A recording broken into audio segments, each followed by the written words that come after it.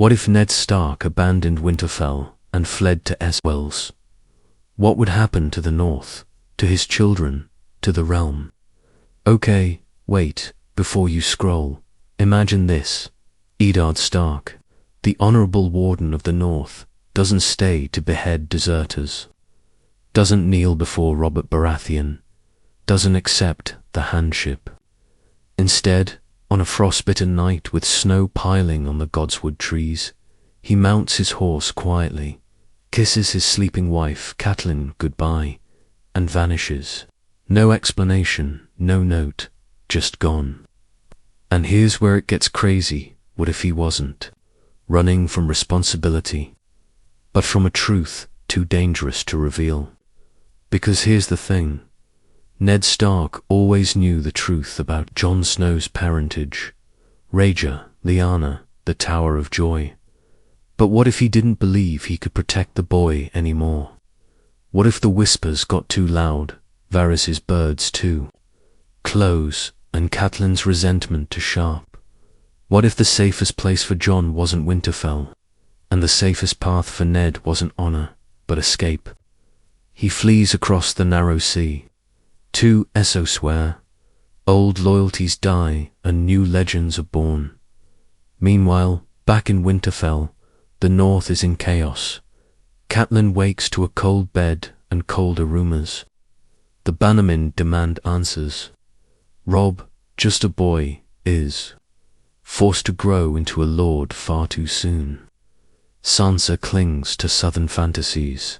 Arya grows wild and untamed.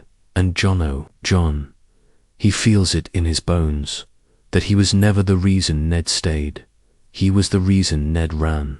And you're not ready for what happens when Jon decides to follow. But pause. Are you actually picturing this? Because Ned Stark, in Braavos, or Pentos, or even Miron, that's not just a plot twist, that's a completely different show.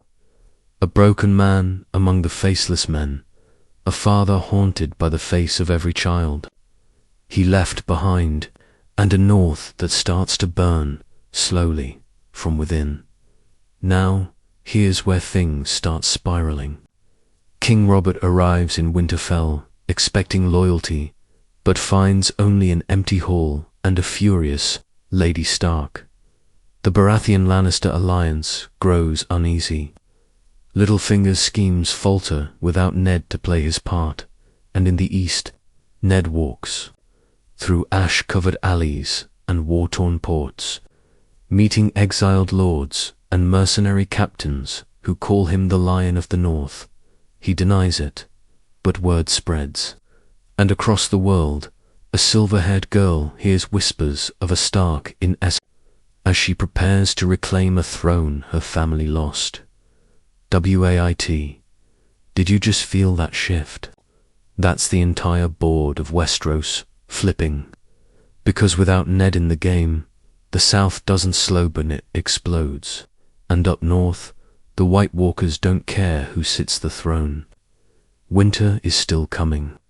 But this time, the man who knew it best is on the wrong continent.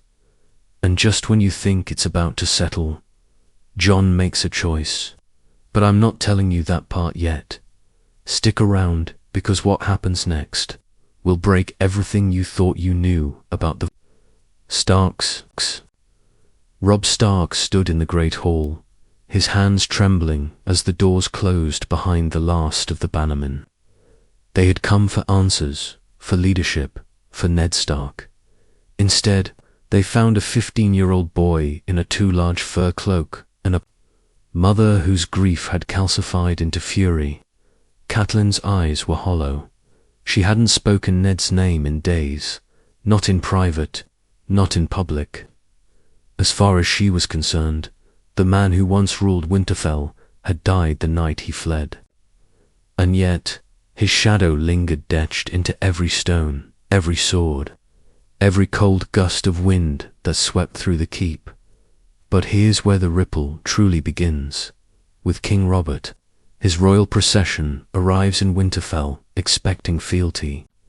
What he finds instead is betrayal, or so it seems. a missing warden of the north, a fractured house, and no one to stop Cersei's whispers from taking root. The Starks have turned traitor, she says with a smile. The North remembers, but perhaps they've remembered the wrong king.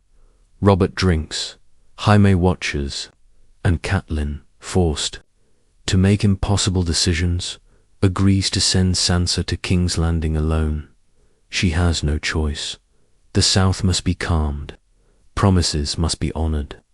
But Arya refuses. She vanishes into the woods with her sword, Nymeria at her side, her hair hacked short like a wing, and Jon watches them all from the wall of the castle, cold air numbing his face. No one will say it out loud, but he already knows. "This is your fault, bastard," someone had whispered. "He left because of you." Now flip to Essos, Braavos. Ned Stark walks beneath the towering titan, his hair longer, his beard unkempt. He wears no sigil, calls himself no one important, but every step he takes bleeds regret. He sends coin to Westeros under false names letters, to Varys perhaps, or spies in White Harbor. He watches from a distance as Daenerys marries Khal Drogo, as the Targaryen bloodline flares to life in the east. And still, he does nothing. Because for the first time in his life, Ned doesn't know what's right, only what's broken. But remember how we said Jon wouldn't stay still? Well, here's the crack in the wall. Jon Snow doesn't take the black. Not in this timeline. Maester Luwin tries to reason with him, but Jon doesn't want to be honorable anymore. Honor made his father run. Honor made his mother hate him. He doesn't want the war. He wants answers. And he leaves Winterfell behind. He finds Arya first, in the wilds. She's starving, bleeding, but alive. She grins when she sees him. "Took you long enough," she mutters, and just like that, two wolves begin their journey south. Now here's the fun part. Down in King's Landing, Littlefinger's game is collapsing. Without Ned, there's no investigation into Jon Arryn's death, no confrontation with Cersei, no spark to ignite the War of Five Kings. So instead, the capital festers. Joffrey grows more violent, Cersei more paranoid, and Tyrion begins to suspect that the realm is unraveling faster than even he predicted. He sends letters north, south, east, looking for balance, looking for anyone who might stop the storm coming. And guess what? One of those letters reaches Braavos. Back in the east, Ned reads Tyrion's note by candlelight. The realm is bleeding, the wolves are scattered, and I fear the dragons are waking. He clenches the paper in his fist. For a moment, he considers staying hidden. But then he hears something from a nearby square, children playing with wooden swords. One shouts, "I'm the Stark of Winterfell," and the other yells, "No, you ran away like a coward." And just like that, something inside Ned breaks. Wait. Stop right there.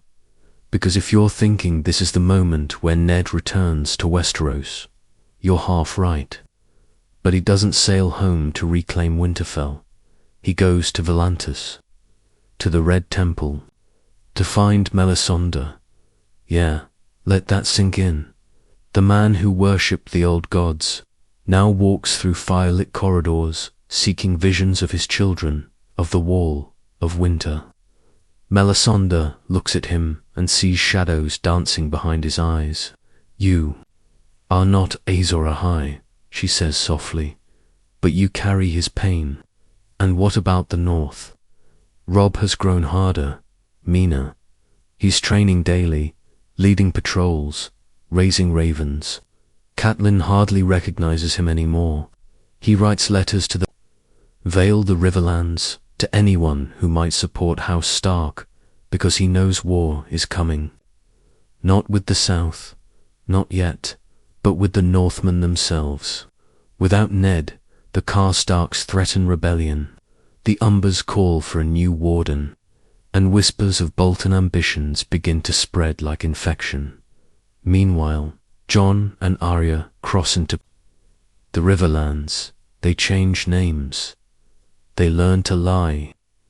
Arya teaches Jon to steal. Jon teaches Arya to fight. And in a smoky tavern outside Harrenhal, a cloaked man buys them food and slips a note into Jon's hand. 4 words: "Your father is alive." Double quotes, boom. "What would you do?" Jon freezes. His hand trembles. Arya snatches the paper and reads it twice. Eyes wide. "Braavos," she whispers. "We have to go to Braavos." But Jon hesitates. What if it's a trick? And Arya, ever the wolf, grins. "Then we kill whoever wrote it. You still with me?" Because the map is changing. The dragons are stirring.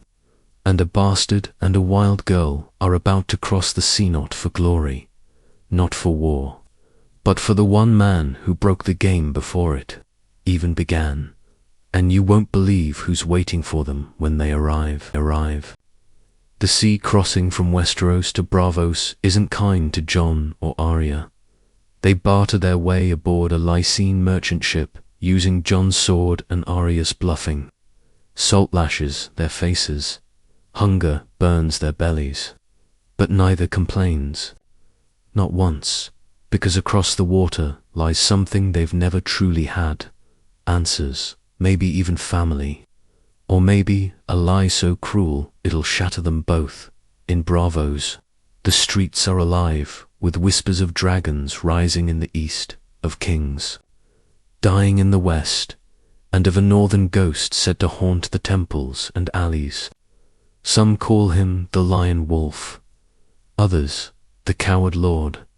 But when Jon and Arya arrive, they don't find a man ready to embrace them. They find a man half buried in guilt. Ned Stark walks with a limp now. He speaks rarely. And when he finally sees them, truly sees them, he falls to his knees, unable to speak a word. Arya doesn't cry. She punches him in the chest. Hard. "You left us." Her voice cracks. "You let Mother rot. You let Robb grow hard. You let Sansa." She stops. Swallows it. Jon says nothing at first. He only stares. Then why? And here's where the wound rips open. Ned tells them everything. Lyanna Rager, Jon's name. The truth he hid to protect them all. The danger he ran from, not for his own life, but for Jon's. "They were coming," he says quietly. "The spider knew, the queen suspected, and I couldn't lose you." Jon stumbles backward. The word Targaryen hangs in the air like smoke. Arya tries to speak, but her voice is gone. The man they crossed an ocean for is not the man they remembered. He's softer, smaller, older, and yet, for the first time, honest meanwhile. In Westeros, fire stirs in the south. Daenerys Targaryen watches the flames dance around her as Drogo's Khalasar rides through burning villages. But her mind is elsewhere. She has heard the name, Stark, a northern lord in Braavos with a secret. "What kind of man runs from his crown?" she asks Ser Jorah. His reply, "The kind who still has something to lose." In the north, Robb Stark holds Winterfell with clenched fists and sleepless eyes. The Karstarks threaten open rebellion, unless Robb marries one of their own. The Boltons, snakes in fur cloaks, offer support in exchange for more power. And deep in the Dreadfort, Roose whispers to his bastard son, "If the cub won't kneel, break him." War is coming not between north and south, but within the walls of the north itself. Littlefinger watches it all unravel with quiet delight. He feeds both sides letters to the Lannisters, promises to the Riverlands. With no Ned in King's Landing, No honorable fool to challenge him. He moves quicker. Sansa arrives at court, alone and scared, and Littlefinger whispers sweet lies. Your father abandoned you, but I will never let you fall. And here's the twist no one sees coming. Tyrion, the imp of House Lannister, begins to connect the dots. He learns from Varys that Jon Snow never took the black, that Arya Stark vanished, that a northern ghost lives in Braavos. He doesn't tell Cersei, not yet. Instead, he sends another raven to Stannis Baratheon. The wolf has broken ranks, he writes, and winter will not wait for us to finish our games. Now back in Braavos, Jon is spiraling. The truth of his name, his blood is poison in his veins. He no longer knows who he is. Arya tries to anchor him, but she's unraveling too. Every night she dreams of wolves and fire, of Catelyn's cold hands and Robb's angry eyes. She wants to go home, she wants vengeance, she wants something. But Ned has a different plan. He brings them to the House of Black and White, because he believes Arya can become someone no one can hurt again, because he believes Jon might need to disappear just like he did. But here's where their paths split. Arya accepts her rage needs shape, her pain needs silence. She enters the temple, leaves her name at the door, and begins to forget. Jon, however, refuses. I won't vanish, he growls. I will rise. W-A-I-T. Feel that. That's the moment Jon Snow stops being a Stark and starts becoming fire. Travels south through Essos, seeking dragon lore, old Valyrian ruins, secret maesters in Qohor, and in the ashes of a fallen temple, he finds something buried, dragon glass, obsidian, not forged, but grown. From heat, time, and blood, he touches. It burns. But it doesn't harm him. Now flip back. Robb receives a raven. Not from Jon, not from Arya, from their father. 8 words. The long night is real. Unite the North. Eddard. Robb reads it 10 times. Catelyn reads it once and burns it. He's not your father anymore, she says coldly. He's a deserter, a ghost. But Robb remembers the man who raised him, who taught him to fight, to think, to lead.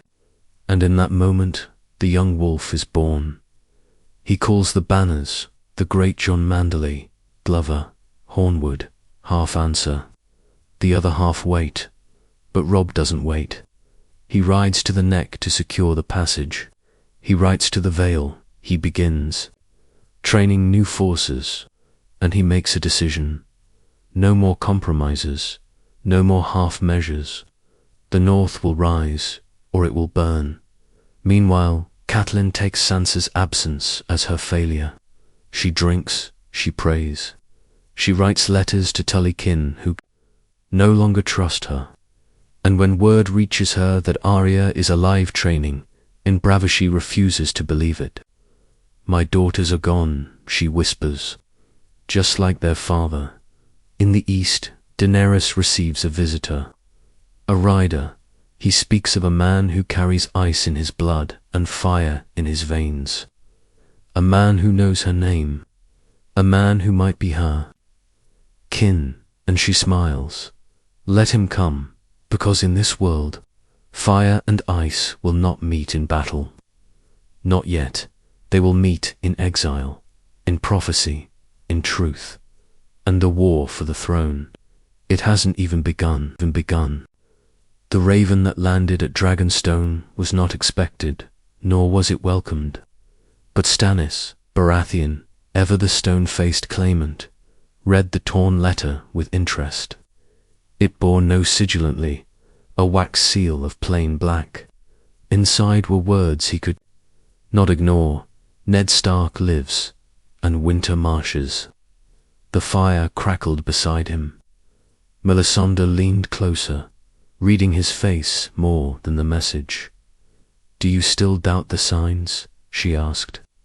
He didn't reply, but in the flames, something stirred. A white wolf, eyes like burning coal, standing beside a man with a sword of snow. Back in Braavos, Arya was changing. Not slowly, not gently. The waif beat her until she bled. Jack and Achagar whispered riddles and death. She forgot her name, then remembered it again just to spite them. "A girl has no name," she repeated daily, but her heart whispered something else. Stark, sister, avenger, each night. She traced Jon's face in her memory like a map home. But Jon wasn't standing still. He had left Braavos weeks ago, cutting across the coast of Essos under a false name, Mammon Rivers. With each stop, he gathered knowledge, scrolls on the doom of Valyria, whispered stories of blackfires, rumors of dragons and fire magic buried beneath the Shadowlands. He didn't sleep much, didn't eat unless needed, because Jon wasn't just chasing history, he was chasing identity. Who was he, truly? A Targaryen prince? A Stark bastard? Or something else entirely? Then came the crossroads. In Karth, he met her. Not Daenerys, not yet, but Quaithe, the masked shadow. "You walk two paths," she said, without moving her lips. "One of blood, one of ash. You must choose which burns less." She gave him a blade, thin, black, cold to the touch. It belonged to one who burned. Jon didn't ask questions. He just took it. Because instinct told him this wasn't about prophecy, was about survival. Meanwhile, in King's Landing, Sansa Stark became more than a pawn.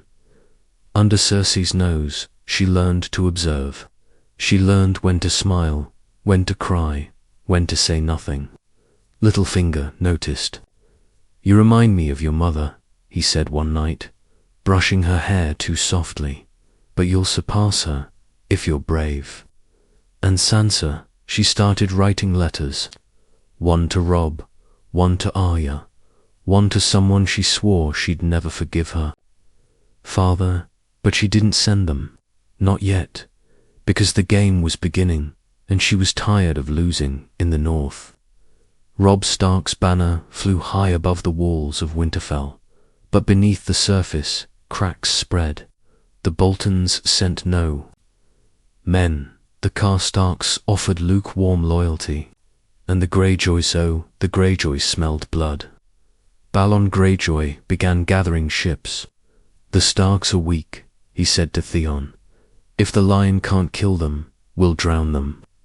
Theon didn't argue, but he also didn't cheer, because part of him remembered the boy he once was. In Winterfell, farther south, Daenerys Targaryen stared into the eyes of her dragon. Dragon, Viserion, Rhaegal, all grown, all restless. She had conquered cities, broken chains, but still she felt empty. Jorah tried to console her. "You are what the world has been waiting for," but she didn't believe him. Not until Varys arrived, disguised, and whispered, "Wolf walks Essos. He carries ice and fire in equal parts. And he may be your blood." That changed everything, because Daenerys had heard the name Stark. She had dismissed it before, just another northern house, but now the word echoed with meaning. If there was another with her blood, perhaps the throne wasn't hers alone. Now hold that thought. In Braavos, Ned Stark watched the harbor. Alone again, Arya was inside, still training, still vanishing a little more each day. He didn't stop her. He couldn't. His letters had gone unanswered or burned. He no longer knew what world he had helped create. But when a small boy approached, holding a scroll sealed in wax shaped like a flame, Ned felt something shift. The message was from Santinus, 8 words. The dead rise. The North must stand united. It was happening. The whispers Jon had carried.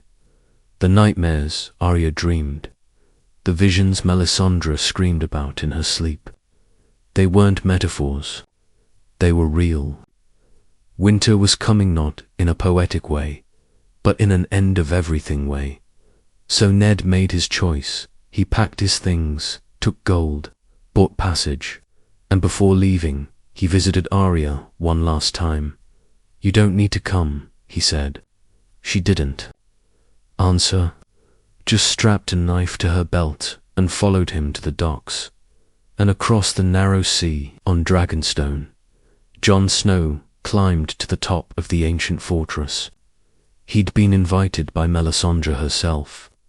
She had seen him in her flames, not Azor Ahai, not a messiah, but a weapon.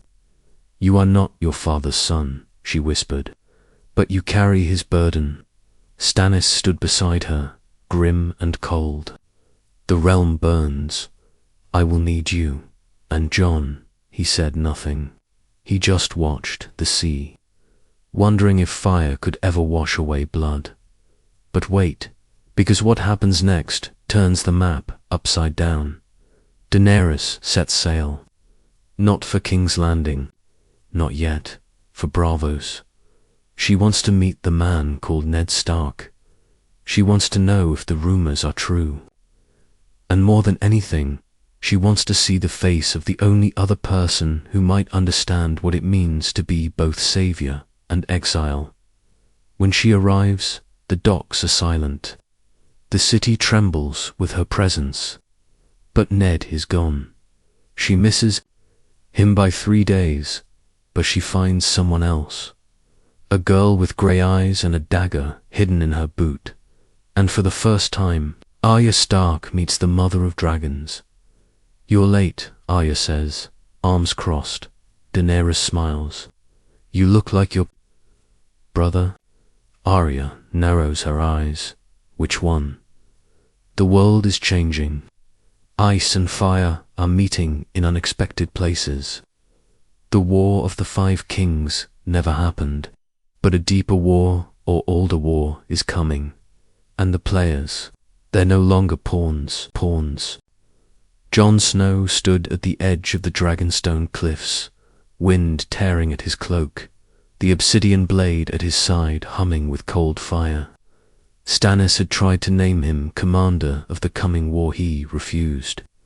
Melisandre called him the bridge between realms. He didn't answer, because Jon no longer needed prophecy. He needed proof, and he would get it north of the wall. Behind him, Melisandre's eyes glowed faintly in the stormlight. "The shadows gather," she said softly. "Your blood may be the last fire that keeps the dark at bay." Jon didn't turn. "Then let them come." Across the sea, Daenerys stared at Arya, neither blinked, neither bowed. But something unspoken passed between them: recognition. Survivors, orphans of honor, daughters of the broken. Arya didn't trust the silver-haired queen, but she didn't fear her either. "You're not what I expected," Arya said finally. Daenerys tilted her head. "Neither are you." In the Red Keep, Sansa Stark stepped through shadow. Littlefinger's whispers grew heavier, more dangerous. "The North is leaderless," he told her one night. "Your brother grows bolder, but power without vision is chaos." Sansa didn't reply. She knew what he wanted, Winterfell, through her. But she had learned his rhythm. Every lie came dressed as prophecy, and yet one truth cut through them all: she would never be powerless. Again, letters continued to flow. Robb to the Vale, Sansa to Riverrun, Stannis to the Night's Watch, Varys to Essos, and through those scrolls, a new shape began forming across Westeros, one not forged in steel, but in secrets. Meanwhile, Theon Greyjoy stood before his father. Balon slammed his fist against the map table. "The North bleeds, and you hesitate. But Theon didn't flinch. "Because I know them," he said. "The Starks aren't broken. They're becoming something else." Balon spat on the floor. "Then let them drown." And that night, the Iron Fleet set sail. In Braavos, Daenerys boarded her ship, again but not alone. Arya stood beside her, cloaked and silent. "I'm not following you," Arya warned. "We're going the same direction." Dany smiled. For now, together, they set sail for Dragonstone, one chasing purpose, the other chasing family. At Castle Black, Samwell Tarly stood over a body, burned, blackened, but not dead. It had once been a ranger. Now it was something else. "White Walkers are moving," Mester Armon whispered, "and we are alone." But they weren't. Jon Snow arrived at the wall with Stannis at his back. Their banners flew side by side, and when Jon dismounted, Ghost at his side, the men of the Night's Watch didn't cheer, they stared, because he looked like something risen from fire. Older, harder, and with him came obsidian. Crates of it. At Winterfell, Robb sat in council. "We are surrounded," he said plainly, "but not defeated." Mester Luwin coughed. "The Riverlands await. If Riverrun backs you, the South will hesitate." Catelyn entered late. She still refused to speak of Ned, but when she saw Robb's new sigillar direwolf wrapped in a circle of snow, her hands trembled. Letters arrive. From Arya, from Jon, from Stannis. And for the first time, the Starks know where each piece stands. But before they can move, the trapped Titans. Tywin Lannister returns to King's Landing. And unlike Robert, he doesn't drink, he plots the North. Grows bold, he tells Cersei. "We will cut it at the neck." He sends ravens to Harrenhal, to the twins, to House Frey, quiet alliances, dark promises, and in the east, Quaithe visits Daenerys one last time. "Do not trust the stars," she says cryptically. "Only the shadows remain." On Dragonstone, Jon stands before Daenerys. The meeting isn't warm. It isn't friendly. It's fire and frost circling one another. "You know what you are," she says. Jon replies, "I know what I'm not. I'm not here to kneel." They don't argue. They negotiate. Dany offers. Dragons. Jon offers the wall. Arya offers silence. And just like that, a fragile alliance is born. Wait, this is important. There's no romance here. No sudden bond. No glowing eyes across firelight. This is strategy, not destiny. They don't need each other emotionally, they need each other tactically. Arya sends word to Robb. Daenerys prepares her fleet, Jon prepares the north, because the Night King has breached the first layer of the Frostfangs. He rides a dead giant and carries no mercy in King's Landing. Sansa finally plays her card. She exposes a plot Littlefinger's secret deal with the phrase, "Cersei doesn't believe" it at first. But when a raven confirms the meeting in the Riverlands, the Queen snaps. "Execute him," she says coldly. But Littlefinger doesn't die, he flees to Harrenhal, to chaos, and suddenly everything accelerates. The Vale joins Robb, the Night's Watch pledges to Jon, Daenerys lands in Duskendale, and Arya disappears again. Only Varys seems calm. He meets with Tyrion beneath the Red Keep. "She is not the only Targaryen," Varys says softly. Tyrion stares, and the camera would freeze here if this were a show, because now the game has no board. Fire, it's ice, it's wolves and lions and dead men rising from snowdrifts, and no one knows who will be standing when the long night finally ends. Snow fell hard over the battlements of Winterfell. Not gently, not beautifully. It pounded like war drums against the stone, loud, cold, relentless. Robb Stark stood at the gate, sword drawn, the direwolf banner behind him soaked with frost. Across the field, torches burned in a crooked line.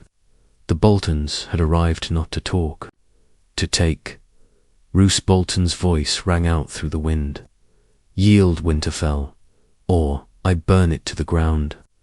His son Ramsay sat on a black horse beside him, smirking, blood already on his gloves. Robb said nothing. He didn't blink, because behind him the gate creaked open, and Jon Snow walked out. Not alone, ghosts beside him, Melisandre behind him, the Black Brothers flanking him, Stannis Baratheon to his right, red sword unsheathed, glowing like the dawn. The look on Roose's face cracked. "This is no rebellion," Jon said, voice loud, controlled. "This is justice." The battle didn't wait for a horn. It exploded. Arrows screamed through the sky. Fire met ice. Wolves clashed with flayed men. And in the chaos, Ramsay Bolton rode straight for Robb Stark, laughing. They met in the center. Blades flashing, steel clanging. Ramsay slashed, Robb ducked. Robb stabbed, Ramsay twisted. It wasn't just war, it was retribution. For Theon, for Rickon, for everything stolen in the dark. And above them, a new roar shook the sky. Dragon.Daenerys had arrived. Flames burst through the tree line.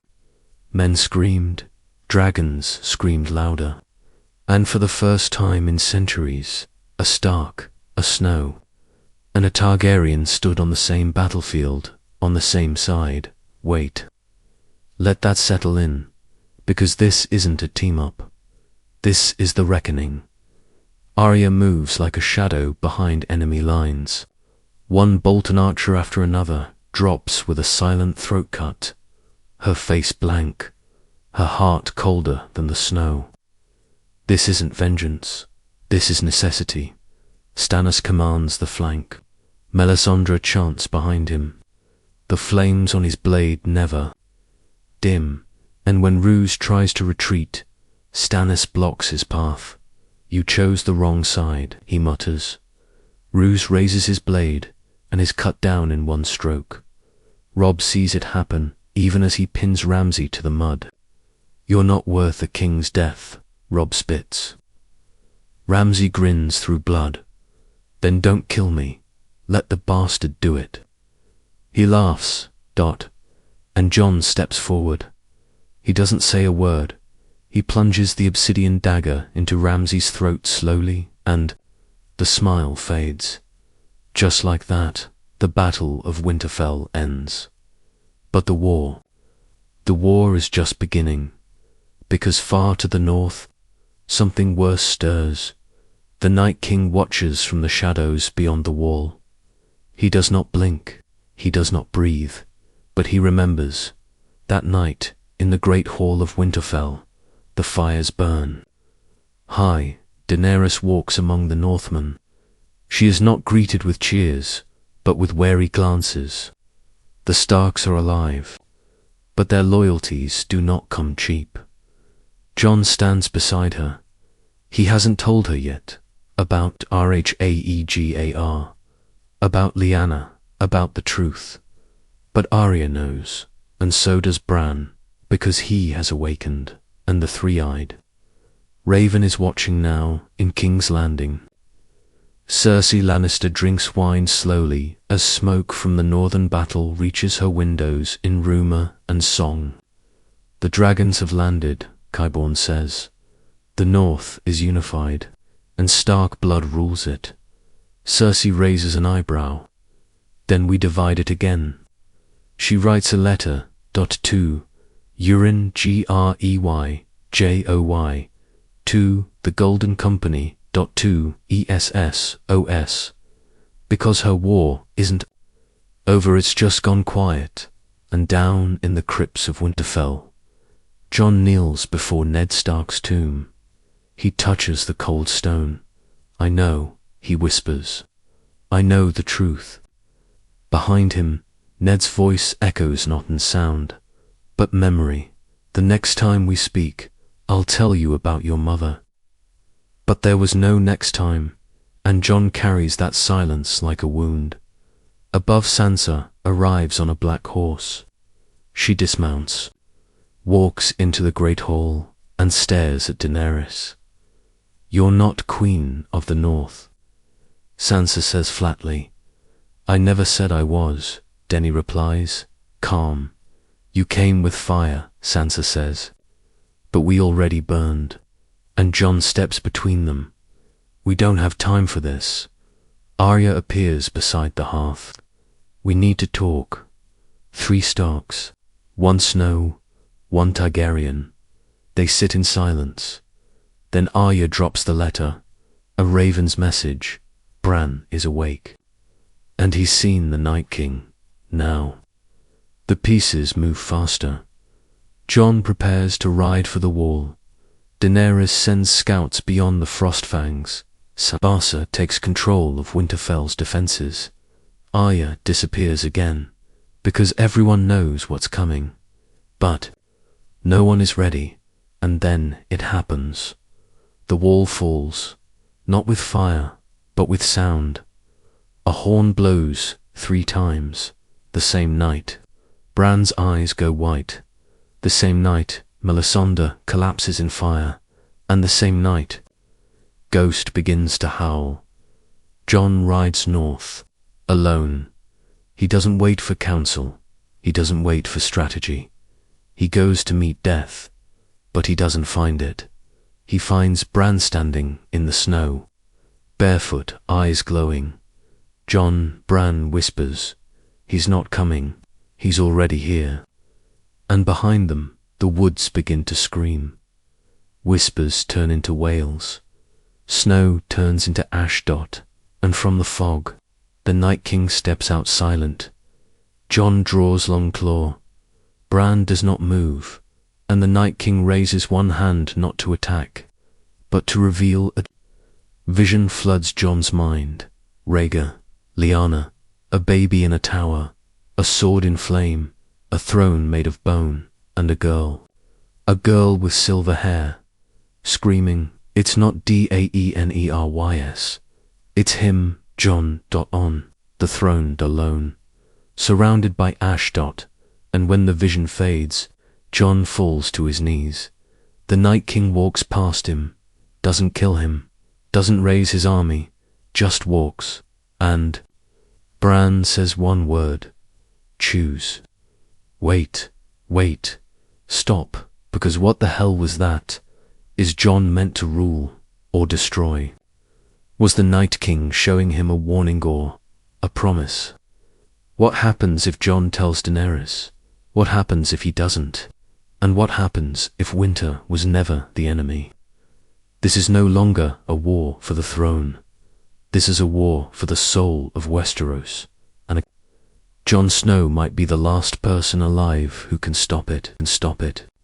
The wind howled across the shattered wall, but Jon Snow didn't move.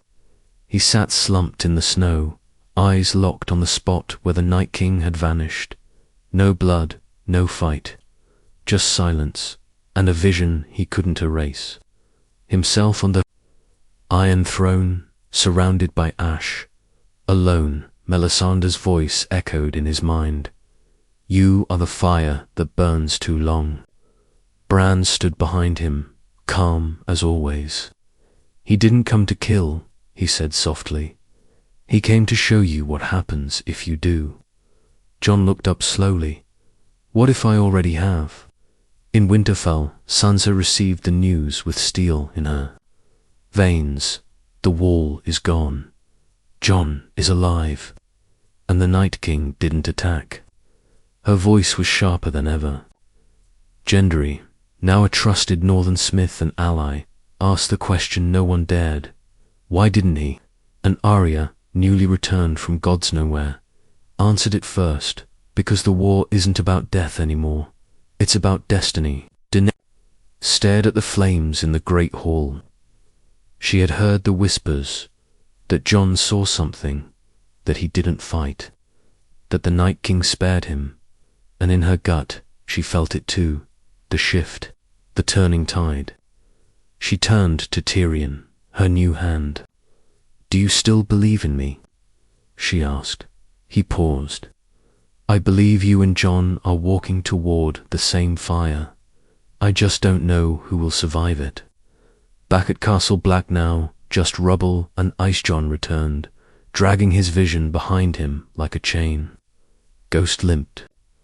Beside him, the men of the Night's Watch, what few remained, looked to him for orders. But he gave none. He only said one thing. "The Night King showed me my end, and the North." The North waited. Robb sent ravens across every keep and coast. Unite. Winter has broken through the wall. Catelyn stood by his side again. She had wept in secret when she heard Ned was alive, but she never spoke of him, not to anyone. It was as if that part of her had been buried with the old gods. Meanwhile, Ned Stark did what he'd always done, protect. He traveled to the Riverlands, then to the Vale, forging quiet alliances in the shadows of Jon's rising storm. His face was older, his beard greyer, but when the small folk saw him, they whispered, "The true North has returned." He never stayed in one place too long, because he knew the wheel hadn't stopped spinning. And in King's Landing, Cersei read the reports, sipped her wine, and said nothing. Then she smiled. "Let them unite," she whispered. "Let them destroy each other. I'll rule the ashes." But behind her, Jaime frowned. For the first time, he didn't believe her. Far across the sea, in old Valyria, something ancient stirred. Not fire, not blood, something deeper. Something that hadn't spoken since the doom. A heartbeat pulsing beneath the ruins. A name whispered across obsidian walls. Aegon. Jon woke from that dream screaming, and Arya was already at his side. "You saw it again?" she asked. He nodded. "I don't want it," he muttered. "The throne, the fire, the crown." Arya smiled, just a little. "Good, that's why you might be the only one who can survive it." Back in Winterfell, Daenerys stared at the snow falling on her hand. Not Ashdot, not yet, but she could feel it coming. And when the next raven arrived, bearing Jon's words, just two of them, her heart froze. He chose. She read it again and again, but the meaning wasn't clear. Not yet, because the choice hadn't been made for war. It had been made for peace, or for something worse, because Jon wasn't marching on King's Landing. He wasn't claiming any throne. He was going beyond, past the ruins of the wall, into the lands where the dead were born, to meet the Night King again, and this time he would speak. Jon Snow disappeared into the frozen north with no crown, no army, and no promise of return. Not even Ghost followed this time. Only Bran knew where he had gone, and even he said little. He was going to ask a question no one else dared. "Ask," Bran whispered to Arya before she left again. "He's going to ask the Night King why." South of the wall, the world kept spinning. Armies regrouped. Alliances hardened. Sansa ruled the north from Winterfell with quiet strength. Robb rode east to hold the Riverlands. Daenerys rebuilt Dragonstone as a council hall for what was coming. They were preparing for war. But what came next was not war, because deep beyond the Frostfangs, in a hollow of ancient ice, Jon stood before the Night King once more. There was no battle, no sword raised, no flames summoned. just two figures, one of flesh and breath, the other of silence and storm, locked in stillness. Jon's voice cracked the cold first. "Why didn't you kill me?" The Night King did not speak, but Bran had told him, not all answers come with words. Suddenly, visions flooded Jon again. Children of the forest birthing shadows, white walkers created by fire and vengeance, the first men carving blades from ice, and in the center of it all, the Iron Throne, not as a symbol of rule, but as the first lie that ever mattered. The truth was blinding. The war was never about good and evil. It was about correction. The Night King was not a destroyer. He was a reset, a vengeance of the earth, a memory of betrayal. And Jon was the only one who carried both bloodlines, the destroyers and the protectors, ice and fire, Targaryen and Stark, wolf and dragon. And so the Night King turned and knelt, not in submission. In recognition, Jon stood frozen, and for the first time in history, the long night chose a voice.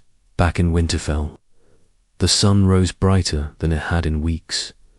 Bran opened his eyes with a gasp. "He did it," he whispered. Arya stopped mid-ride. Her heart surged without knowing why.